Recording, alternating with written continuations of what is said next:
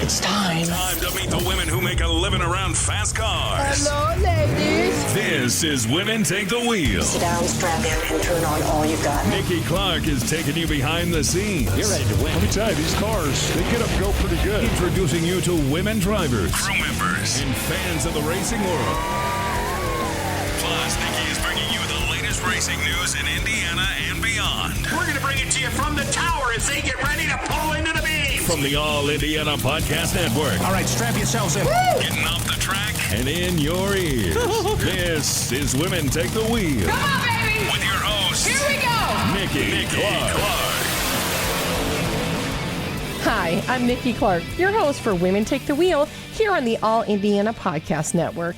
And on this episode, I sit down with Nancy Chumbley from JB Hinchman Incorporated. Now, they're the historic company who have been making driver suits for Indy Car drivers since 1925. She tells me how she actually kind of had to learn to love the sport of racing and how she ended up owning the business. She has some great stories to share. Your day moves fast. Your news should too.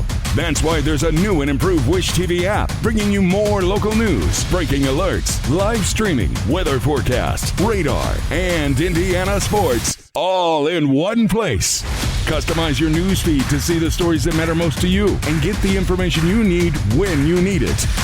Download the new and improved Wish TV app today on iOS or Android and take News 8 with you everywhere. Okay, welcome to Women Take the Wheel. I am Nikki Clark, and I'm here with Nancy Chumbley from Hinchman Racing.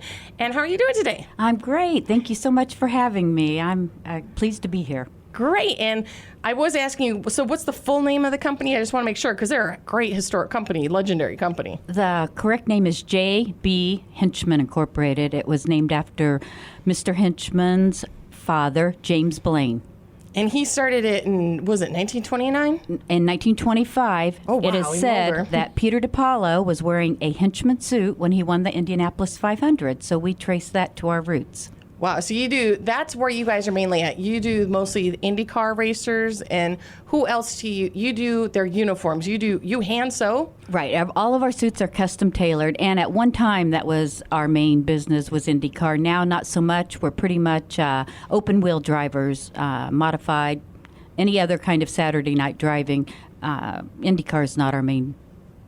But did you guys make the Borg Warner little mask last year? We did. That was a very cool little experiment we got to do. Steve Shunk, who is the PR gentleman for Borg Warner, he came to us. They had an idea, I guess, guys sitting around drinking and thought, oh, this would be fun. Let's make a little... Mask. Yes.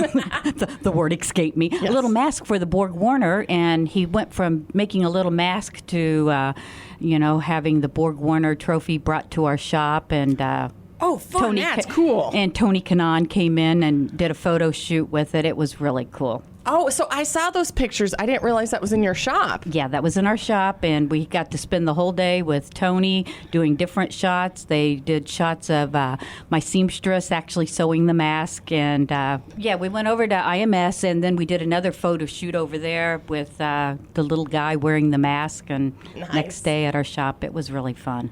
Oh, my goodness. Okay, so it's a historic company. So tell us where you started and how you got into this business. Okay, well, I was working for the state at the time, and they had a change of administration, so I thought I was going to lose my job. And I also worked part-time as a waitress, and one of the gals said this gentleman was looking for a secretary.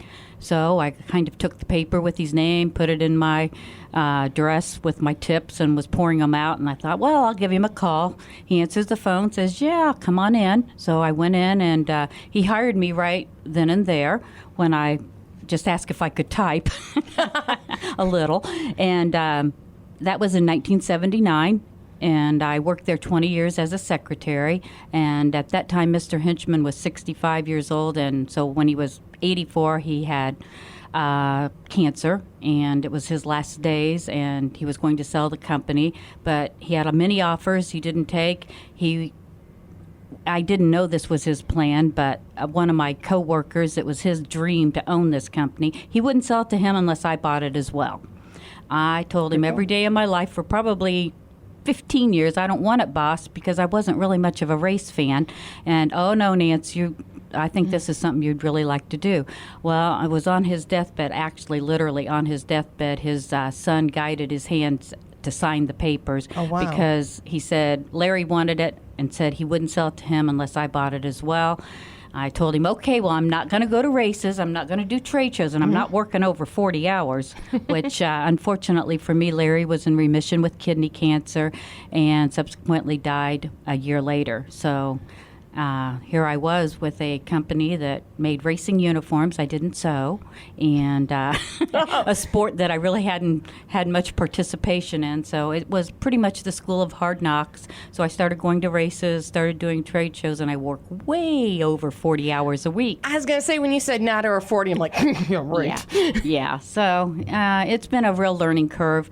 And although I really don't have the passion that most people do for racing, I like it. I think it's fun.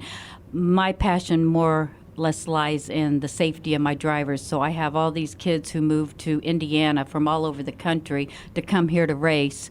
Now I'm kind of like Mama Hinchman. You know, they sleep on my couch. They come by for lunch, whatever. You know, they have a problem. You know, I'm their person. So when I go to the track, I'm like the mother whose kid goes out for the first time, you know, with the car keys. I'm a wreck if, you know, I hope that, don't hit him. That's my guy. Don't hit him. You know. So I'm a lot of fun at the races. But we all need that mama at the track. We all got, I mean, over in racing, they got like Mama Kay, who's like all the boys go, hey, Mama Kay, you know. That's right. That's me, Mama Nance. Well, now, Nico, so here's my funny thing going back to when you got hired. You told me the story, and I absolutely loved it. You didn't really know racing when you went to Hinchman. Right. As far as I was concerned, the only racing that existed in the world was the Indianapolis 500, and down the street from me was what they called the Speedrome at Kitley and Brookville Road. Those were the only two racing places I knew anything of.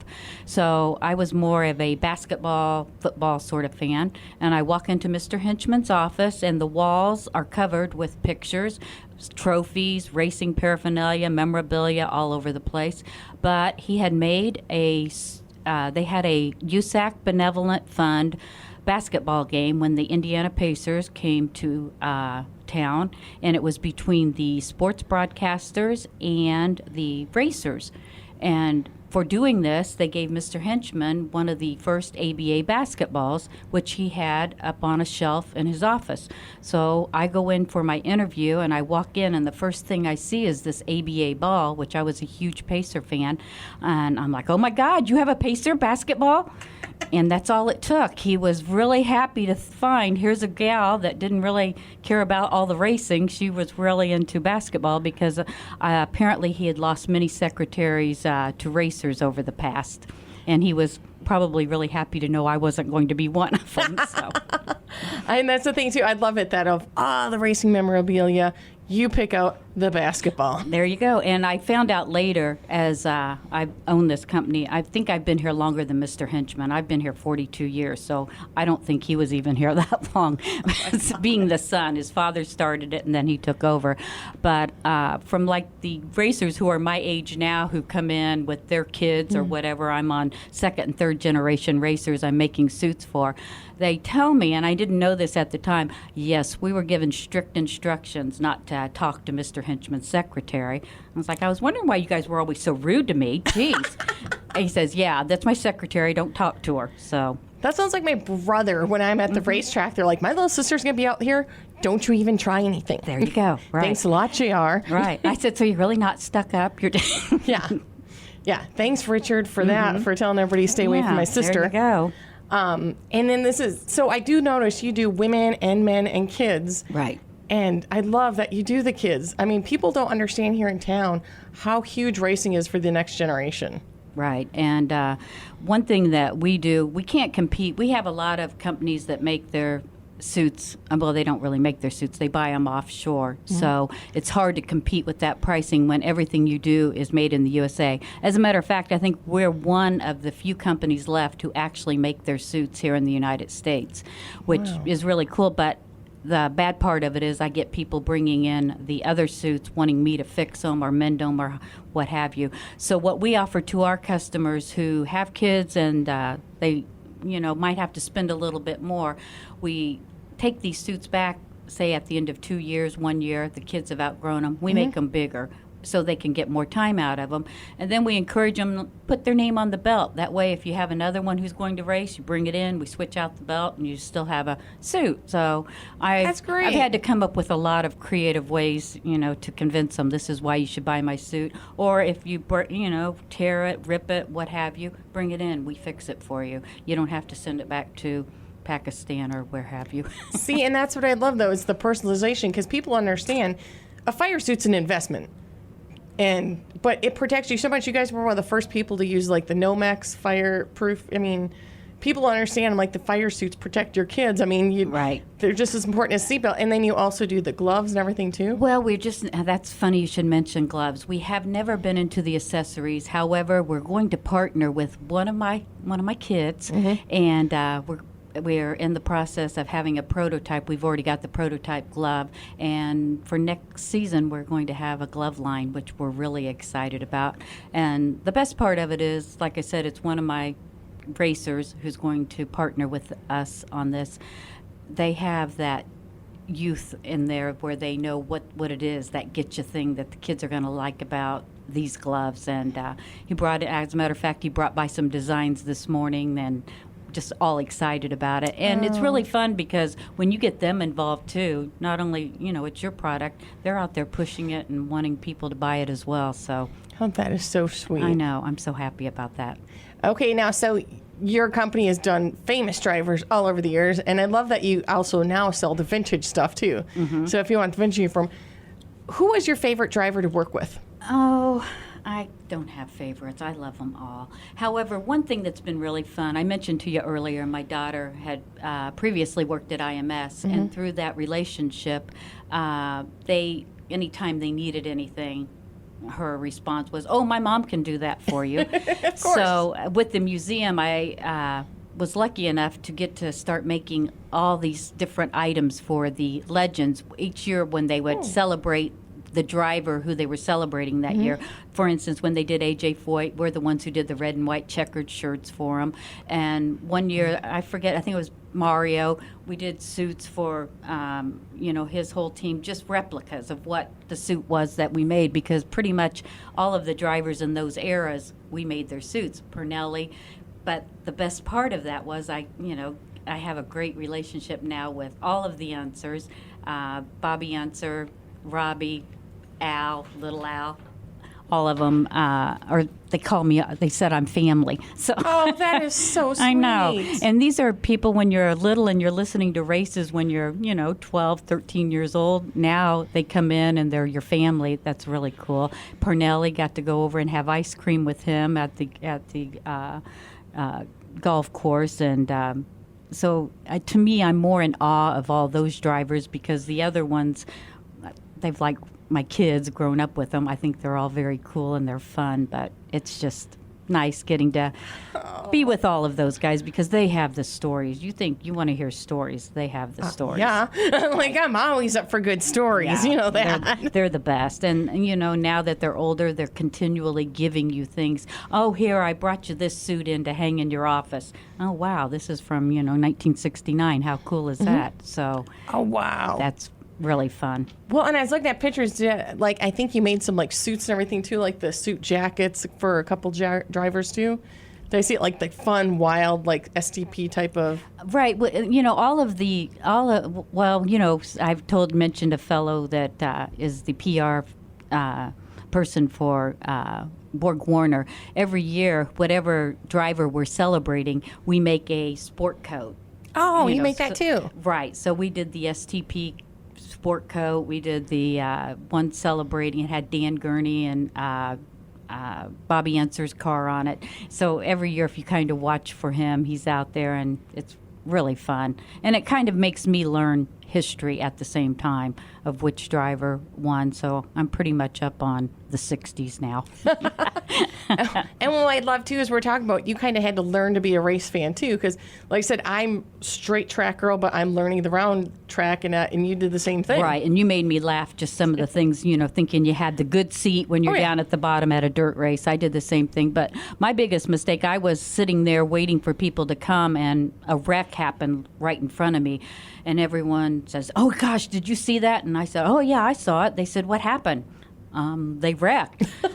Oh, you want details? I'm sorry. No. I can't do that for I you. have no technical knowledge of what happened, but yeah. I saw the car twirl over, and that's about all I can tell you. That blue car hit the red car, and I don't know who hit first, but... Yeah, and here's what we're talking about. If you've never been to a dirt track race, do not sit in the front row. Mm-hmm. The first time I went, I'm like, well, why is nobody sitting here? These are prime seats. Mm-hmm. Yeah, if you want your beer filled with dirt, or you want to end up with dirt, that's the place to sit. Right. You like looking like a raccoon when you leave.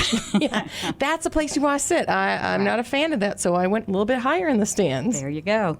Now, do you have like a favorite race story, like going to I assume you go to the Indy 500 now? No, usually, like I said, that since my daughter worked there, they have me do quite a bit of things for race day. Mm-hmm. And although I get credentials for probably, the past 10 years, I do like a little trade thing. Mm-hmm. I haven't had time to go over because I've been working. I do get to go over and deliver suits to the garages and take them the things that I've made for them for their big day. But and there's been... You get spoiled when they offer you suite passes, mm-hmm. and you get to watch the race from there. There isn't any way in God's green earth I'm going to go back to being a regular guy sitting in the stand, Oh, yeah. Tell me about it. When I go down to the racetrack and I'm shooting top fuel cars in the line, I don't want to go back up in the stands. I like watching it from the starting line. It's not so much watching it. They have great food. That, too. I've heard that because some friends are like, you need to come do it up with me at IMS, because I've also never been to an Indy Car race. I've been to Carb Day. I do have a funny story about the race. Yes, actually. Please. I had this gentleman call and say I donated a suit, and he won it, and mm-hmm. he wanted to get measured for this suit. Didn't remember donating it, didn't know anything about it. Well, he happens to be, he was some gentleman who owned a auction, some sort of high-end car auction. And when he came in, he just really thought I was funny. I guess it's really funny when people don't know about racing and you come in, but we got to be good friends. And I don't know how that happened, but he invited me to go to the night before dinner with Andy Granatelli at Buca di Beppo. Oh, wow, yeah, okay, that'll be fun. But when we get there, apparently Andy Granatelli likes all the girls to sit together and all the men to sit together when you eat. And I'm like, I'm going to hurry up and eat so I can go over and, see what's going on. But it was a wonderful time. I sat with a lady who raced Pikes Peak. Like I said, I didn't even appreciate at the time who I was sitting with. I was just enjoying. We had like a 10-course meal, and I kid you not, it was so much food. And when I was finished, went over, and the people who were left, which was me, and people, I can't even tell you, they just were phenomenal people, getting to meet all of them and sitting there. But the best part was my son calls before I'm finished and wants to know where I am, and I tell him, I'm at Buca di Beppo. He goes, did you have any leftovers? Well, the people at the table hear me say, yes, there's leftovers. I mean, do I have any leftovers? And I said, well, I have mine. I can bring it. Well, they all decided that all this food was left. They were out-of-towners, that I should take it. Mm-hmm. So to see my husband's face when I go walking out with 3 bags full of But like I said, it was a thrill. I have pictures with Andy Granatelli. Who would have thought I would ever meet him? I have the original letter that he wrote us for making the first Nomex suits for the 500. Oh, wow. And that was kind of how we got in a conversation. He asked if I would send a copy of that letter for his museum. I mean, he's asking me, and sure, I can do that. But, I mean, it was really cool. That is amazing. Well, thank you for coming in and telling some stories today. We'll have to have you back at month of May and tell more stories. Oh. But tell everybody where they can find you guys. Okay, it's JB Hinchman Incorporated. We also go as Hinchman Racing Uniforms. We're at 100 Gasoline Alley, very cool address in Indianapolis. And we're there pretty much from 9 o'clock in the morning till as late as you want to come at night. And if you see my car there, people usually stop. Oh, Nancy's car is there. I can go in. So anybody's welcome anytime. We have like a mini museum, and you as well. Come by anytime. That would be great. Hey. But yeah, anytime, come on in. We do everything in-house. People love watching the process, getting to see the old patterns. We'll show you the patterns that we have hanging there of Mario and his first suit, AJ and all of his suits, Graham Hill, his suit. So, museum. Yeah, it is a museum, so you're all welcome to come anytime. I can't tell you any more racing knowledge, but I can tell you about suits. And do you have social media that you want to give shout out to? Yeah, we're on Facebook, HinchmanIndy.com, at Twitter, Hinchman Indy. Everything's just Hinchman Indy. Well, thank you so much for coming in, Nancy, and you have a wonderful day. Oh, thank you. I enjoyed it. Thank you so much.